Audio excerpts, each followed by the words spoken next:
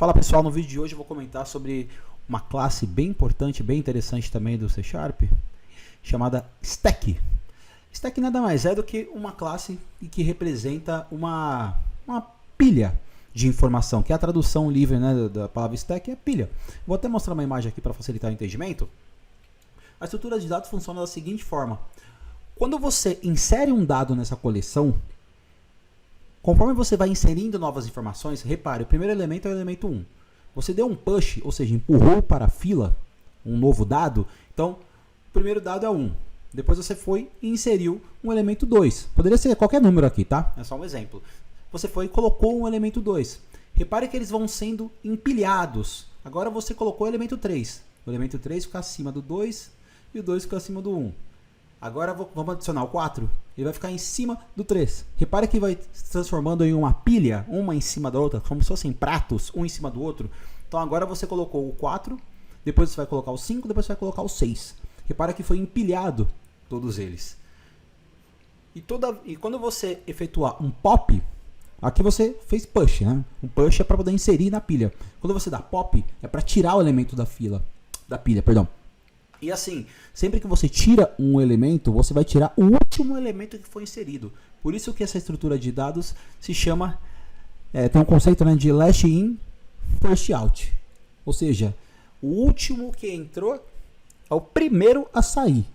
Ou seja, repare que o 6 foi o último a entrar. Mas aqui embaixo, quando você dá um pop, que é para poder obter essa informação que está na coleção, você remover esse elemento e obtê-lo, esse elemento que está na coleção que você criou, você vai dar um pop aqui e o 6 vai ser removido, o 5 depois vai ser removido, o 4 depois vai ser removido, o 3, conforme você vai chamando esse método pop. Beleza? Então, a gente tinha uma estrutura 6, 5, 4, 3, 2, 1 empilhada, aí você vai chamando o pop, vai virando 6, 5, 4, 3, 2, 1. Beleza? Então, essa é a ordem de remoção dos elementos. O último a entrar é o primeiro a sair. Tá?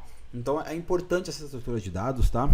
E além de outras estruturas também que tem na biblioteca do .NET, tá? Que não é só isso, tem também, por exemplo, entre outras, mas tem também uma estrutura bem comum, que é a Kiwi, né? Que enfileira informações, ou seja, é um outro conceito que é o FIFO, né? Que é o First In, First Out, que é como se fosse de fila mesmo, mas eu vou explicar em um outro vídeo isso, tá? Vamos focar aqui na Stack. Espero que vocês tenham entendido o conceito de stack. Eu vou criar o código aqui para vocês terem um entendimento melhor. Agora vamos parte do código. A classe que a gente está falando a respeito agora é a stack, beleza? Então, a stack, você vai escolher qual o tipo de dado que você quer trabalhar, que você está querendo empilhar e desempilhar. Eu quero trabalhar com inteiros, beleza? Aí vou colocar aqui o stack, criar meu objeto tranquilamente. E conforme você vai querendo inserir informações na sua pilha, né, no seu stack, você vai dar um push para poder inserir essa informação, beleza? Eu quero inserir o número 0. Depois, seguido de 1, 2, 3, 4, até o número 5, vai. Deixa eu colocar aqui rapidamente aqui. 4, 5, beleza? Então, na minha pilha, eu empilhei o número 0. Depois, em cima do 0 vai vir o 1. Depois, em cima do 1 vai vir o 2. Depois, em cima do 2 vai vir o 3. Depois em cima do 3 vai vir o 4, depois em cima do 4 vai vir o 5. E repare então agora, e agora a gente vai percorrer essa pilha, por exemplo. Enquanto a pilha for maior do que 0, o loop vai acontecer, beleza? E a gente vai imprimir cada um desses elementos que estão na pilha. Ops. Tá. Aí a gente vai fazer o seguinte agora, hein? É um método chamado pop que a gente vai utilizar agora, beleza? Esse cara aqui, ele vai remover o elemento da pilha e retorná-lo também para você, para o seu código, beleza? Então, o que ele vai fazer aqui? Você empilhou uma sequência o número 0, o 1, o 2, o 3, o 4 e o 5.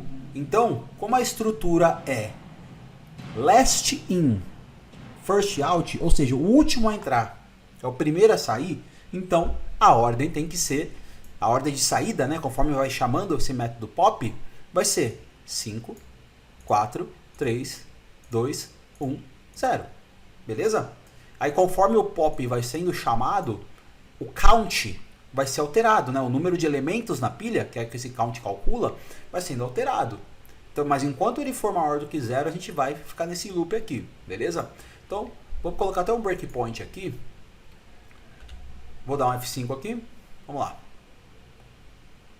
E aí a gente vai ver que o count tem exatamente 6 elementos, né? Tem o 0, 1, 2, 3, 4, 5, beleza?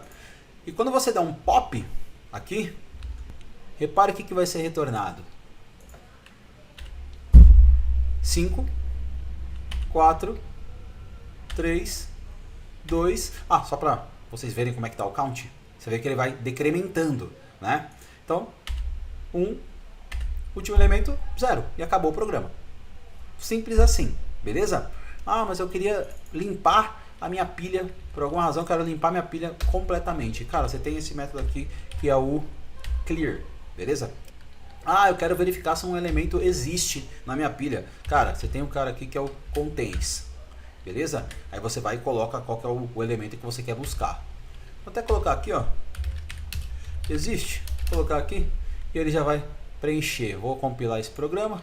Aí você vai ver que a variável existe aqui vai estar como true, porque o 4 de fato existe. Beleza? Na pilha, tá? E uma outra coisa interessante também é que, caso você precise e tal, o stack ele implementa a interface INumerable, né? Então ele tem acesso às classes, aos métodos, perdão, da biblioteca link, né? Então você consegue fazer um where, consegue, enfim, utilizar uma série de métodos aí que estão contidos na biblioteca link, beleza?